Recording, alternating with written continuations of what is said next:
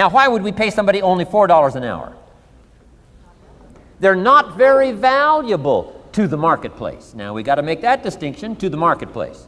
Might be a valuable brother, a valuable member of the community, valuable member of the church, valuable member in the sight of God, to the human family, of course, those kind of values. But to the marketplace, which is called what? Reality.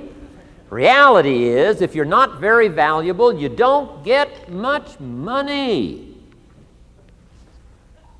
Those are called the facts. I mean, that's how that is. Well, then how do you get more money? Simple answer. Somebody says, well, I'll go on strike for more.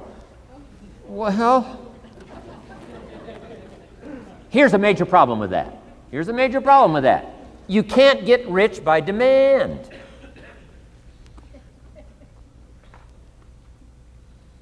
Somebody says, well, I'm waiting for a raise. I'm telling you, it's easier to climb than to wait for a raise. Why not just become more valuable rather than wait? I'm telling you, that's the key to all good things. Becoming more valuable. Why would we pay somebody $400 an hour? They've become more valuable to the marketplace. See how this works? I'm telling you, this stuff is so easy. This is America. This is a ladder. How far is it from 4 to 5? I'm telling you, it's not far. $4 to $5 an hour? If you work for McDonald's, haul out the trash, they'll pay you $5 an hour. If you whistle while you haul out the trash, they'll pay you $5 an hour. I'm telling you. You'll get an extra $1 just for a good attitude. Yay, McDonald's. Wear the hat. It's incredible. $5. And then you just keep becoming more valuable, more valuable, more valuable. I got a telephone call 5 years ago. The company said, we're ready to expand internationally. We need some help.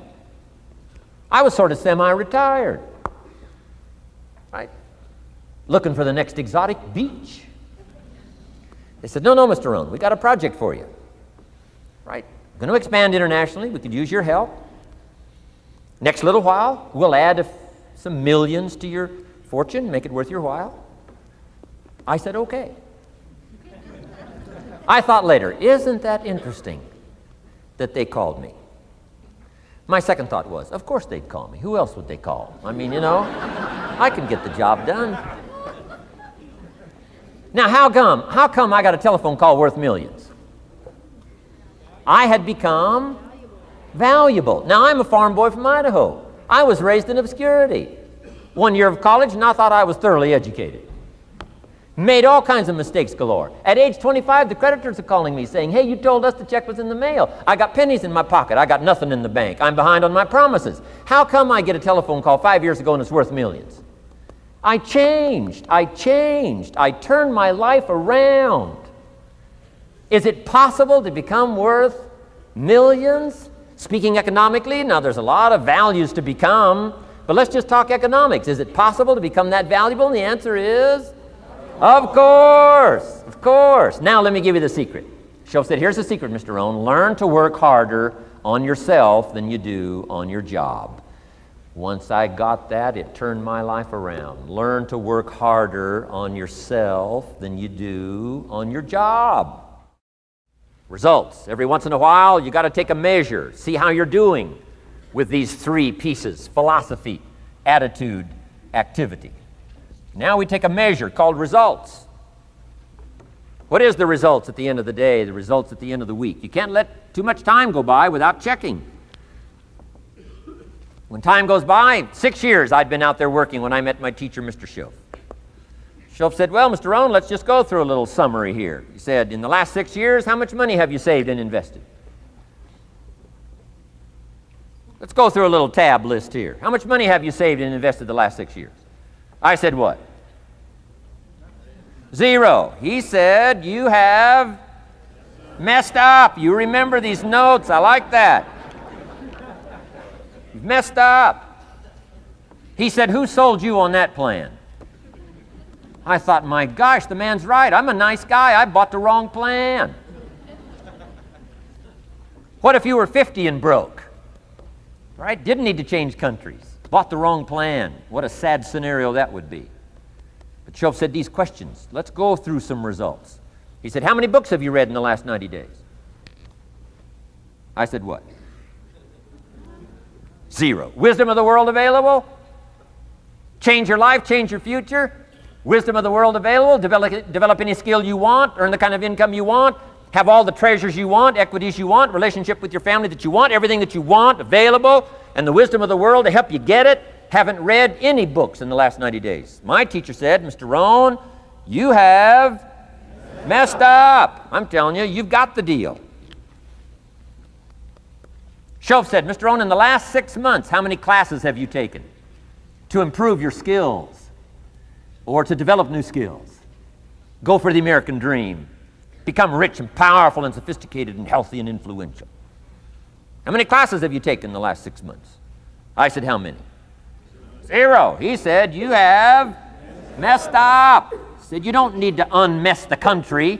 You don't need to straighten out the perplexed. You don't need to straighten out any of this stuff. All you've got to do is look within and let results teach you a great deal about your own activity, your own attitude, and your own philosophy. I went through that process. Take this phrase home. Results is the name of the game. What other game is there? Results. Here's all life asks us to do. Make measurable progress in reasonable time. Just take home that little phrase. Good phrase. We're asked in life simply to make measurable progress in reasonable time. We demand it of our children. How many years do you want your child to spend in 4th grade? Approximately. About 1. If it looks like they're not going to make it, we pour on the pressure, called legitimate pressure, lack of results. Peer pressure, family pressure, school pressure, community pressure. Every other kind of pressure we can bring to bear. Why? You can't stay more than 1 year in 4th grade. As parents, you'd have to leave the community. You say, well, what if they're nice kids? Wouldn't you give them 3 or 4 years? And the answer is no. You got to make better progress than that. So you got to check fairly often. Some things you got to check every day. Some things you got to check at least by the end of the week. Salesman joins this little sales company. Supposed to make 10 calls first week. Wouldn't it be legitimate? Call him in on Friday and say, John, what? How many calls? I mean, this stuff is simple. John says, well. Say, John, well won't fit in this little box here. Well. Now John starts with a story. You say, John, I made this little box so small so a story won't fit. I don't need a story. I need what? A number. A number. What will a number tell me? Everything. John's supposed to make 10 calls. What if he made 20? You say, wow. Wow. We got somebody. What if he only made 1 call? Whoa. Will that tell us something about John's philosophy? And the answer is yes. Will it tell us something about his attitude? Of course. Will it tell us something about his disciplines? Of course. And if he wants a lesson in life change, all he has to do is be willing to face the numbers and come up with the results that will teach you to either celebrate if you got good results or fix whatever needs to be fixed in your philosophy, attitude, activity called disciplines. You don't need to go anywhere else. I do believe in affirmations. They are valuable as long as you affirm the truth. Because it says in ancient scripts, the truth, what? Will set you free. Free to do what? Amend your errors and pick up new disciplines. That's what the truth is for, to help us amend our errors and pick up the disciplines for life change. That's what the truth is for. So I do believe in affirming the truth. If you're broke, best thing to affirm is, I am broke. You put that up on the refrigerator where you can see it every day. I mean, that's how you do that. Now, if you need a little additional affirmation, you just put up there, I'm 40 and broke. I mean, you know, that ought to do it. And if you need just a little more, put up there, I live in America and I'm 40 and broke. That's enough to turn your life around. It says, hey, something is wrong. Somewhere I have messed up. And I'm telling you, if you'll start with that, it's called the process of life change, and it doesn't matter how small the process is to start. One discipline starts it, and then one discipline feeds another, and the first thing you know, you've got this whole cycle in an upward positive motion. And it's called life change. It's called income change. It's called health change. Relationship with your family change. Equities unprecedented that you can have in numbers that will stagger the imagination if you do not curse what's available and start amending what's possible to get the results that you want. I don't think I can put it in any better language. Let me give you the day that turns your life around as quickly as I can. I got 4 parts to the day that turns your life around, and then we're finished for the day. Number 1, disgust. Disgust. Disgust is a negative emotion, but it can have a very positive, powerful effect. Disgust says, I've had it. What an important day that could be. I've had it. Wow. I met a beautiful, powerful, accomplished executive lady in New York. The company invited me to come in. This lady was a vice president, extraordinary lady. I got to know her and I found out her story. I said, how did you get here? Big income. And she never went to college, never went to university. I said, how did you get here? Executive, powerful, income. She said, well, let me tell you part of the scenario. She said, when I was a young mother a few years ago, she said, one day I asked my husband for $10. And he said, what for?